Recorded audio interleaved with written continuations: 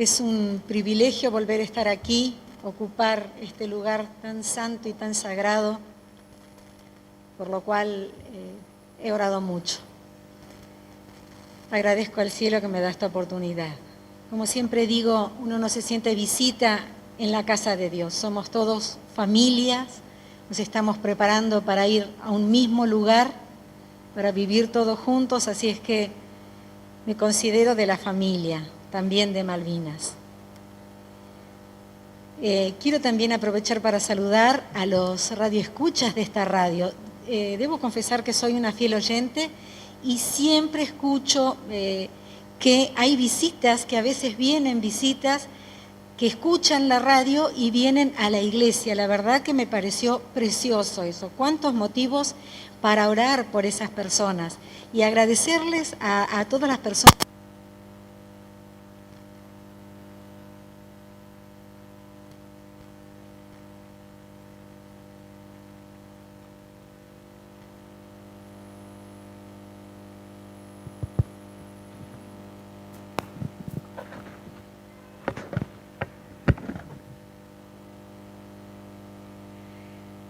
También no quiero dejar pasar por alto la fecha que hoy nos está tocando vivir, 22 de octubre, y que tengamos el privilegio de vivirlo en sábado.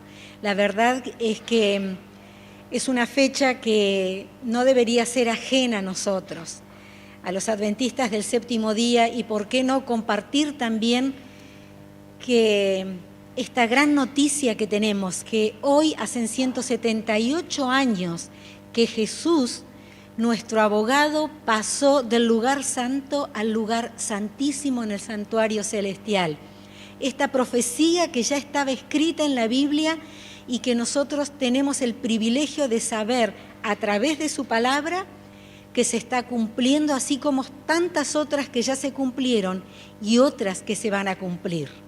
Así es que la verdad que muchas cosas para festejar como pueblo de Dios.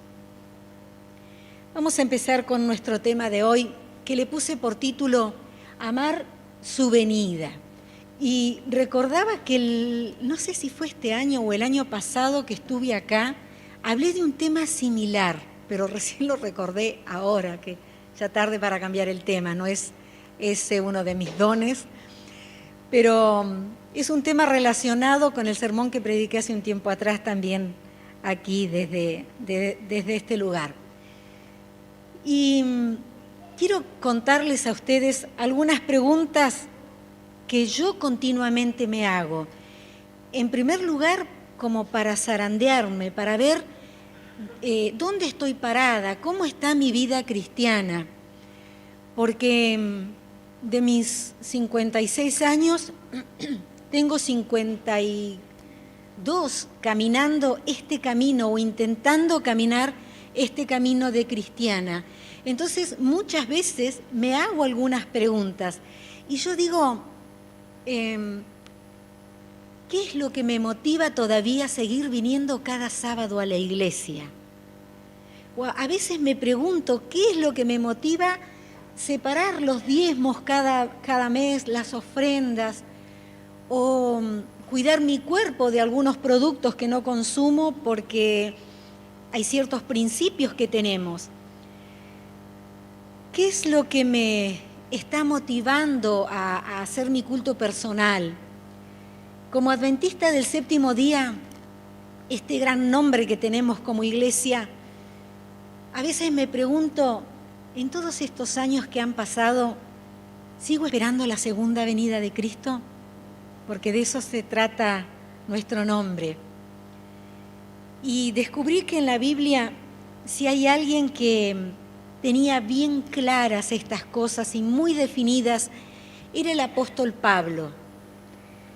Allí escriben en la segunda carta de Timoteo a su hijo amado, como él le dice. Los invito a que podamos buscar en nuestra Biblia, en segunda de Timoteo 4. Vamos a leer los versículos 7 y 8. Son versículos sumamente conocidos que yo creo que los podríamos hasta recitar de memoria. Miren cómo dice acá. Pablo le está diciendo a Timoteo, he peleado la buena batalla, he acabado la carrera, he guardado la fe. El versículo 8 dice, por lo demás, me está reservada la corona de justicia, la cual me dará el Señor justo en aquel día. Y no solo a mí, dice Pablo, sino a todos los que aman su venida. Y quiero que nos detengamos un poquito en esta frase que Pablo dice en el versículo 7, dice, he peleado la buena batalla, he acabado la carrera, y después dice, he guardado la fe.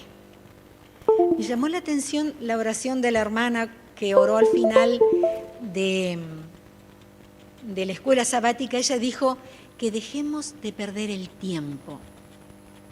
Pablo acá está diciendo que guardemos la fe. El guardar la fe para Pablo implicaba que a pesar de las grandes pruebas que pasó en su vida y las grandes pruebas que estaba pasando también Timoteo como pastor de esa iglesia en ese momento, y las grandes pruebas que nosotros como cristianos tenemos que caminar en esta vida, vamos a pasar, las podamos vivir tomados de la mano de Cristo, guardando, aún a pesar de la prueba que nosotros podamos tener, guardando la fe. Porque, hermanos, ¿qué son los años que podamos vivir en esta tierra? ¿Podremos vivir 80 como David decía en la Biblia? Hoy sabemos que hay gente más longeva. Tengo tías que están viviendo, hoy tienen 98 años de vida y están lúcidas. Así es que le he dicho a mi marido, querido, te espero una larga vida conmigo. No sé si para bien o no, pero ¿qué significarían esos 98 años de vida comparados con la eternidad, hermanos? No son nada, absolutamente nada. Así vivamos 100 años en esta tierra. No tienen nada que ver con la eternidad que Dios nos tiene preparado. El guardar la fe para Pablo implicaba no perder de vista nunca el galardón, esa corona que él dice que Dios le tiene preparado para aquel día. Por eso, en una hojita más atrás, en 2 de Timoteo 1:12, Pablo es contundente cuando escribe. Él dice, porque yo sé en quién he creído y que es poderoso para guardar mi depósito para aquel día. Por eso digo que Pablo este tema lo tenía muy definido en su vida. Pablo dice, yo sé en quién he creído. Y confiaba plenamente en él, que ese Jesús en quien él había creído era poderoso para guardar su vida para la eternidad, no importa lo que pasara aquí en la tierra. Es por eso, hermanos, que estoy plenamente convencida de que todos estos principios y estos valores que la Iglesia Adventista nos ha inculcado y que nosotros sabemos que están 100% basados aquí en la palabra de Dios, nos van a ayudar a guardar la fe, como Pablo dice en su versículo. Va a depender de nosotros que no caigamos en la mera rutina, sino que podamos vivir un cristianismo vivo, un cristianismo práctico. Y Juan, confirmando un poquito este tema que Pablo dice, Juan también dice en Apocalipsis 3:11 que Jesús se lo dijo que escribiera ese versículo tan conocido. Jesús le dijo, escribí, Juan, que vuelvo pronto. ¿Y cómo sigue? Retén lo que tienes. Retén lo que tienes. Pablo nos estaba invitando a guardar nuestra fe. Aquí Juan nos está invitando Juan nos invita a retener lo que tengamos. Y la palabra retener es es aferrarnos, hermanos, con uñas y dientes, es guardar, es proteger lo que nosotros tenemos. Es por eso que para Juan retener la fe era cuidar, velar, aferrarse a las doctrinas que había aprendido de Cristo Jesús. Y ojo que cuando hablo de guardar, de retener la fe, o estos principios que tenemos como cristianos, no es porque guardar estas cosas nos vaya a garantizar la salvación, porque nosotros sabemos que la salvación solo es por la gracia de Cristo Jesús, únicamente, no la merecemos de otra manera. Porque si bien nosotros podemos respetar estos principios, quizás no lo estamos haciendo sinceramente, lo estamos haciendo, como les decía antes, por mera doctrina, pero yo estoy convencida de que guardar este tipo de cosas, de principios bíblicos, van a hacer que nuestra fe crezca de continuo. Va a ser de que nuestro carácter, y no conozco cristiano que no tenga lucha con su carácter, vaya cambiando. El propósito del Espíritu Santo es que nosotros podamos reflejar el carácter de Cristo Jesús en esta tierra. Y no para nuestra gloria, sino para exaltar el nombre de Cristo y que Cristo sea glorificado y muchas personas más lo conozcan. Porque hay algo, hermanos queridos, que no podemos evitar. Mi vida va a reflejar a través de las obras que yo viva o cómo viva la fe que tengo. Mi carácter aquí en la tierra va a reflejar el Dios en quien creo. Esto es una ley, como la ley de gravedad. Yo tiro algo para arriba y va a caer inevitablemente para abajo. Mi vida no va a poder reflejar otra cosa que no sea la fe que tengo, el Dios en quien creo. Y vamos ahora al otro versículo que leímos al principio, 2 de Timoteo 4:8. Este también lo podemos recitar de memoria. 2 de Timoteo 4:8 dice: por lo demás, dice Pablo, me está reservada la corona de justicia, la cual me dará el Señor, juez justo en aquel día, y no solo a mí, sino a los que aman su venida. Fíjense que, como les decía, Pablo es contundente. Pablo no está diciendo aquí, y la corona que tal vez Dios me dé. Pablo confiaba plenamente en la justicia de Cristo Jesús para ser salvo. Entonces él dice, la corona que me dará el juez justo. Y no solo a mí, dice Pablo, sino a todos los que aman su venida. Y cuando Pablo está hablando aquí usa este vocablo, amar, Pablo no se está refiriendo a un mero sentimiento o a un impulso que nosotros podamos tener, como a veces los seres humanos podemos tener ese sentimiento de amor, de amar cosas o a personas.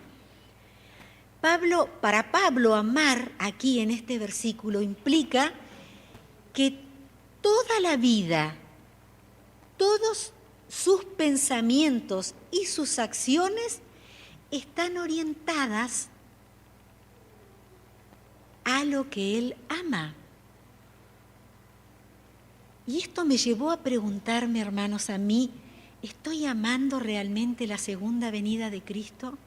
Y me animo a preguntarles a ustedes también en esta mañana, ¿aman la segunda venida de Cristo de tal modo que las decisiones que tomamos estén orientadas a eso?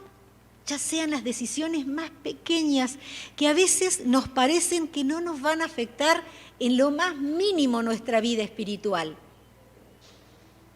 Pero Pablo dice que está queriendo decir esto, que toda su vida, que cada aspecto de sus pensamientos y de sus acciones están orientadas a lo que él ama. Él ama la segunda venida de Cristo. La revista adventista, creo que es la de abril del año 2021, contaba una experiencia interesante. Ahí contaba que un filósofo, McPherson, hizo una vez una encuesta entre 157 niños y niñas que fueron elegidos al azar mientras escogían un instrumento musical. Y él dice que algunos de esos niños tocaron los instrumentos por algún tiempo, otros se destacaron muchísimo. Y este filósofo, estudioso de las conductas humanas, se dedicó a estudiar los rasgos que separaban a los niños que se habían destacado en la música de los que no. Y él dice aquí que la sensibilidad auditiva que los niños pudieron tener no era un pronosticador seguro. Tampoco lo eran las habilidades matemáticas que pudieran tener o la condición económica que estos niños tenían, mucho menos la sensibilidad auditiva o el sentido del ritmo, que a mí verdaderamente me llamó la atención esto. Pero él dice que eso no fue lo que determinó que estos niños tocaran por mucho tiempo u otros dejaran de tocar. Y él dice que el pronóstico individual que determinó lo que estos niños iban a hacer en el futuro fue una pregunta que él les hizo. Este filósofo les preguntó a estos niños, ¿por cuánto tiempo crees que tocarás? Algunos niños le dijeron, y por algún tiempo voy a tocar. Estos niños fueron los que muy pronto dejaron de hacerlo. Otros niños le dijeron, por algunos años voy a tocar el instrumento. Y estos tuvieron un éxito modesto en la música. Y hubieron otros que le respondieron, la verdad es que quiero ser músico, quiero tocar toda mi vida en lo posible. Y estos fueron los niños que verdaderamente se destacaron. Y él dice que el sentido de identidad que estos niños le pusieron a las clases de música que ellos estudiaban fue lo que determinó, fue la chispa que determinó lo que estos niños harían con la música en el futuro. Dice que verse como músicos era la visión del futuro de estos niños. Y yo me pregunto, hermanos, y les pregunto otra vez a ustedes, ¿es la segunda venida de Cristo una visión del futuro de ustedes? ¿Es la segunda venida de Cristo una visión de mi futuro? ¿Me estoy preparando verdaderamente para ser ciudadana del reino de los cielos? Mi carácter, mi vida, mis acciones, mis tendencias están demostrando que quiero estar un día en el reino de los cielos con cada uno de ustedes. Es la motivación de la segunda venida de Cristo lo que hace que yo tome ciertas decisiones en mi vida. Quiero compartir con ustedes una cita que está en el comentario bíblico en el tomo 7 en la página 360. Comentando sobre estos versículos, sobre 2 de Timoteo 4, 7 y 8, ahí dice, la gozosa perspectiva del segundo advenimiento determina el uso que da el cristiano a su tiempo y su dinero, afecta su elección de amigos y proporciona un poderoso incentivo para eliminar defectos del carácter y llegar a ser semejantes a Cristo. Hoy les decía que personalmente considero que el camino del cristiano tiene grandes dificultades, porque Cristo lo dijo, que nosotros aquí no íbamos a tener un camino fácil, porque el camino que nos llevará al cielo, a la vida eterna, es camino angosto. No es un camino fácil por el que nosotros tenemos que caminar. Es por eso que Pablo nos está invitando constantemente a que guardemos nuestra fe. Juan también nos dice, retengamos lo que tenemos. El apóstol Juan, en primera de Juan 3:3, dice, y todo el que tiene esta esperanza en él, se purifica como él es puro.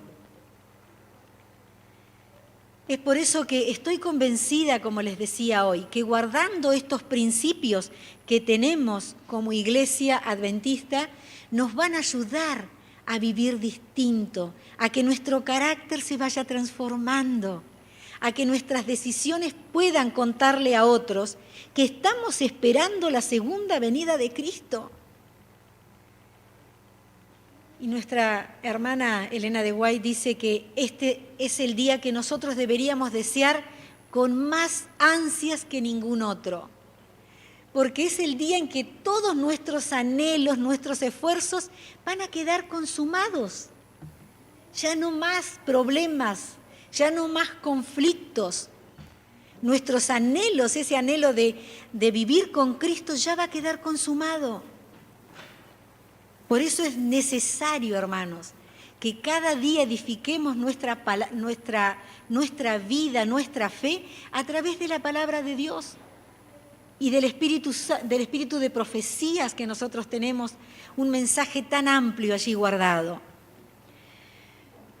Pedro, el apóstol Pedro, no podría dejar de mencionar estos versículos también muy conocidos. Segunda de Pedro 3, 10 y 11. Están todos cerquita. También estoy segura que lo sabemos de memoria, pero es tan bueno recordarlo.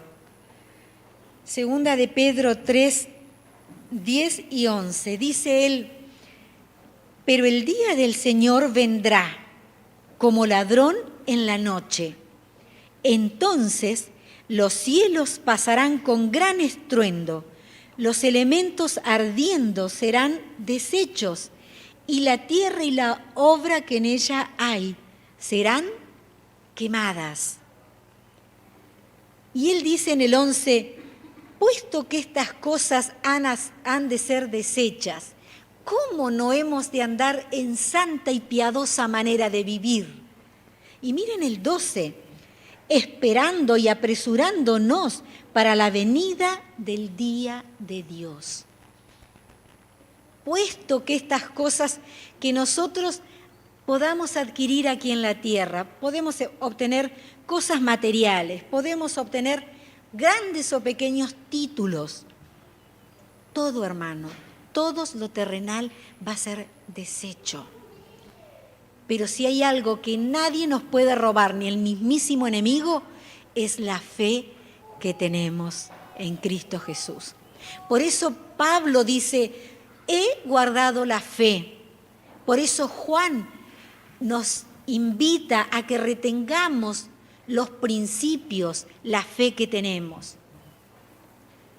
Por eso Pablo dice que hay una corona reservada para los que aman la segunda venida de Cristo. Y hay otra cita, también en el conflicto de los siglos, en lugares celestiales, en la página 372. Aquí Elena de White, también al igual que Pablo, muy contundente, ella no da vueltas con lo que nos tiene que decir. Ella dice, debemos conversar sobre estas cosas celestiales. ¿Por qué somos tan remisos para hablar de estas cosas? ¿Por qué no nos espaciaremos ¿Por qué nos espaciaremos, dice ella, en cosas terrenales? Pronto vendrá Cristo a reunir a los que estén preparados y a llevarlos a ese lugar precioso. El conflicto de los siglos, hoy los invito a que si tienen tiempo puedan ampliar lo que yo hoy les voy solo a comentar. En la página 360, Conflicto de los siglos, página 360.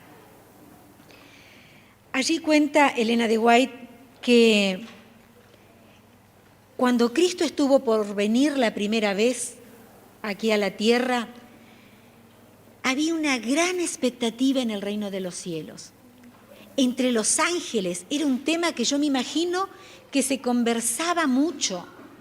Los ángeles del cielo no podían creer que su gran comandante se tenía que venir a ser humano, un niñito, y dejar el reino de los cielos para venir aquí a la tierra. Ellos lo charlaban, me imagino, era un tema entre ellos. Tenían una gran expectativa. Pero cuando Cristo ya estaba por venir, dice el conflicto de los siglos, que ellos vinieron aquí a la tierra para contarles a algunos que Jesús ya venía, que esto era real, que Jesús ya venía. Y al primer lugar que fueron fue al templo. Fue al templo. ¿Dónde más podían ir? Si allí sábado tras sábado se hacían ofrendas, se hacían oraciones, se mataba un corderito a la mañana y a la tarde. Allí estaban los hermanos de iglesia en el templo. Pero oh sorpresa para estos ángeles, que los que estaban allí no estaban esperando a ese que representaba el corderito que mataban tarde y noche, tarde y mañana. Oh sorpresa, que los que estaban en el templo trayendo sus diezmos y ofrendas no estaban esperando al que se las había dado para poder devolverlas. Estos ángeles, yo me imagino que se fueron de allí, dice Elena que se fueron angustiados y entristecidos. Y se fueron por la aldea, me imagino yo, a recorrer algún otro lugar donde se lo estuviera esperando al Mesías que ellos tenían que anunciar. Pero no encontraron. Y dice que pronto se dispusieron a volver al reino de los cielos. Pero de repente, cuando se iban volando, encontraron allí en las colinas de Belén unos humildes y sencillos pastores de oveja que ansiaban y anhelaban la primer venida del Mesías y que hablaban de ese tema ansiosos. Y hermanos queridos, fue a ellos que se le presentó el espectáculo musical jamás visto en esta tierra. Un coro de ángeles les cantó gloria a Dios en las alturas y les dio el anuncio de que Jesús ya venía. Pero cuenta Elena de White que también hubo hombres ricos materialmente y espiritualmente, filósofos, que también lo estaban esperando.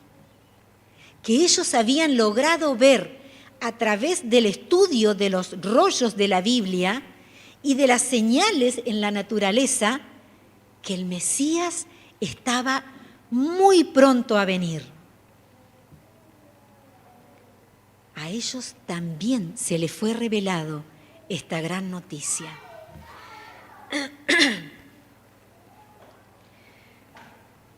Y yo me preguntaba mientras leíamos en casa un día con Sergio estas hojitas del conflicto de los siglos.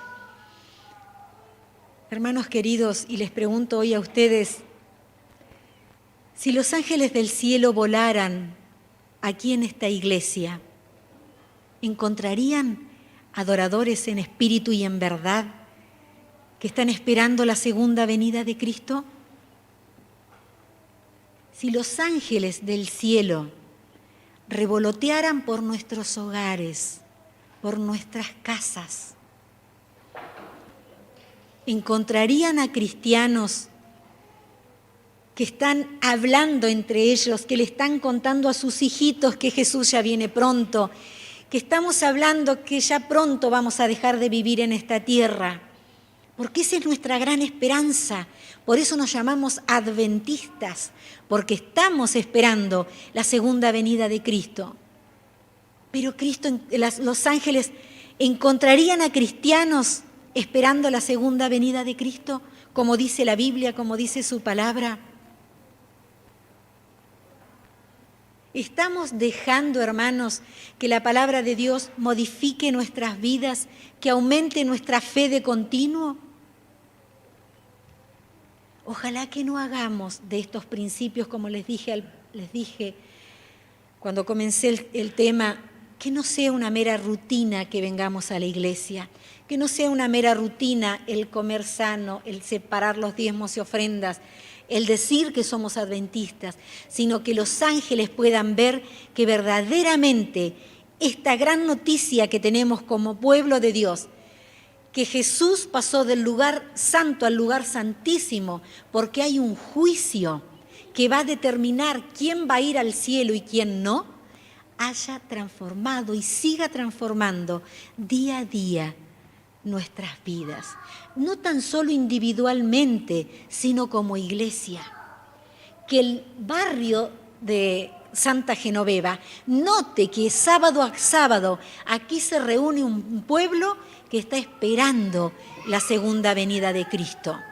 Un pueblo amoroso, un pueblo vivo, un pueblo que canta con fervor porque tiene una fe y una esperanza viva.